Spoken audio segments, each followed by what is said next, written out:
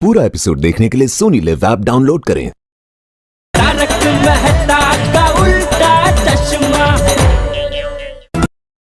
कि क्या हम पुलिस के साथ मांडवाली नहीं कर सकते कि अगर वो हमारी रकम दिलवा देते हैं तो रकम का 3-4% हम उनको दे देवे, तो 1-2% का रेट चलता है, लेकिन आप तो अपने हैं तो 3-4% तक 5%। जेठालाल की 25 लाख रुपए की मुश्किल, रिश्वत या नया दांव।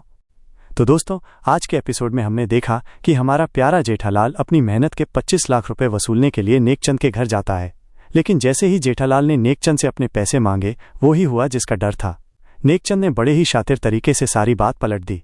उसने कहा कि असल में जेठालाल को नेकचंद को नहीं बल्कि टेकचंद को पैसे देने थे और ये 25 लाख रुपए उसी लेन देन का हिस्सा थे। अब आप ही बताइए, ये सुनकर किसके मन में लालच आएगा। नेकचंद ने बेशर्मी से जेठालाल को ही लालची साबित करने की कोशिश की, जबकि साफ दिख रहा था कि असली लालच तो नेकचंद के दिल में था। अब जेठालाल के लिए ये एक बड़ी मुसीबत है। 25 लाख रुपए कोई छोटी रकम नहीं है और उन्हें वापस कैसे निकलवाया जाए, ये सबसे बड़ा सवाल है। लेकिन जैसा कि हम जानते हैं, जेठालाल हार मानने वालों में से नहीं है। उसने इस मुसीबत से निकलने के लिए इंस्पेक्टर चालू पांडे की मदद लेने का फैसला किया। पर दोस्तों, यहीं पर जेठालाल एक बहुत बड़ी गलती करने वाला है। जो भी लोग चालू पांडे को जानते हैं, उन्हें पता है कि अगर कोई उन्हें रिश्वत देने की कोशिश करे तो उनका पारा 7वें आसमान पर पहुंच जाता है। और जेठालाल ने क्या किया? उसने चालू पांडे को ये ऑफर दे डाला कि अगर वो उसका ये 25 लाख रुपए का केस सुलझा देते हैं और उसके पैसे वापस दिलवा देते हैं तो जेठालाल उन्हें 34% कमीशन देगा। अब आप कल्पना कीजिए चालू पांडे का रिएक्शन। ये सुनकर वो आग बबूला हो जाएंगे।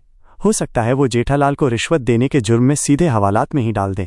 अगर ऐसा हुआ तो जेठालाल की मुश्किलें और बढ़ जाएंगी, क्योंकि अगर चालू पांडे ने इस केस में मदद नहीं की तो जेठालाल के लिए 25 लाख रुपए वापस पाना लगभग नामुमकिन हो जाएगा। तो अब सवाल ये है कि क्या जेठालाल को अपनी गलती का एहसास होगा? क्या वो रिश्वत के बजाय कोई और तरकीब निकालेगा, या फिर चालू पांडे उसकी बात सुनकर उसे सच में जेल भेज देंगे?